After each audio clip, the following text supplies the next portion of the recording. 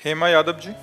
राधे राधे राधे राधे महाराज जी। महाराज जी, मैं आपके जैसा सुंदर और शांत बनना चाहती हूँ। इसके लिए क्या नाम जप करूँ, कितना करूँ? अब ये तो हम कैसे बतावें भगवान। वैसे हमारे भगवान की सृष्टि में खांचा तो बहुत है, लेकिन एक जैसा खांचा नहीं मिलेगा आपको। देख लो, मतलब इतने लोगों में देखो, आंख के नीचे नाक और नाक के नीचे मुंह सबके है, लेकिन सब अलग अलग पहचाने जा रहे हैं यार। कितने लोग हैं, सबकी अलग पहचान है, सबकी अलग फिंगरप्रिंट है, नहीं है? देखो भगवान का चमत्कार, देखो उनका खांचा देखो। तो यार प्रेमानंद जैसा खांचा तो प्रेमानंद खांचा खांचा है, खांचा है। भगवान अपने जो सृष्टि में खांचे बनाए हैं, वो अनंत खांचे, पर सब अलग अलग खांचे हैं। हाँ, हमारी बात मानकर जहां हम पहुंच सकते हैं वहीं आप पहुंच सकते हैं। वो राधा राधा नाम जप करो, अच्छे आचरण करो, भगवान को समर्पित भोजन करो, पवित्र भाव से रहो, तो भगवान कृपा करेंगे, अपने नाम धाम लीला प्रभाव को प्रकाशित कर देंगे। वहीं पहुंचेंगे जहां हम पहुंचेंगे।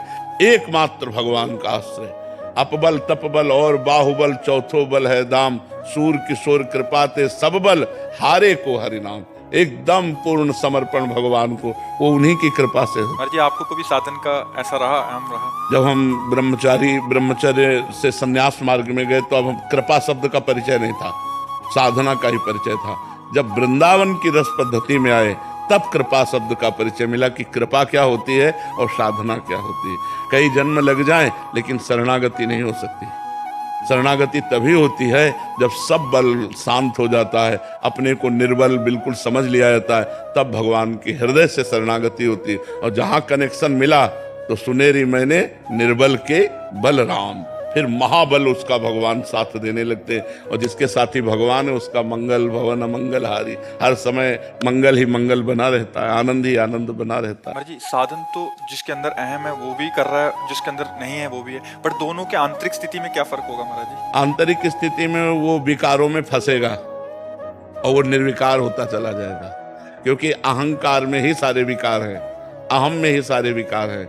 और संस्कृति मूल सूल प्रदनाना, सकल शोकदायक अभिमाना, ताते करें कृपा निधि दूरी, सेवक पर ममता अति भूरी। भगवान अपने भक्त के हृदय में अहंकार नहीं रहने देते, जो अहंकार होता है उसे नष्ट कर देते हैं। जब तक अहंकार रहता है तो भ्रष्ट होने के पूरे चांस हैं, और जहाँ अहंकार खत्म हो गया तो फिर ऐसे गोद में रखते हैं भगवान, करो सदा तिनके रखवारी, जिम बालक राखे महतारी। अहंकार बहुत निंदनीय है और त्याज्य है, क्योंकि अहंकार से ही बड़े पूज्य जनों का अपमान हो जाता है, बड़े बड़े अपराध बन जाते हैं, गुरुजनों के प्रति अपराध बन जाते हैं। देखो, अगर थोड़ा अहंकार आ जाए तो नारद जी जैसे महात्मा में भी दोष उत्पन्न हो जाए।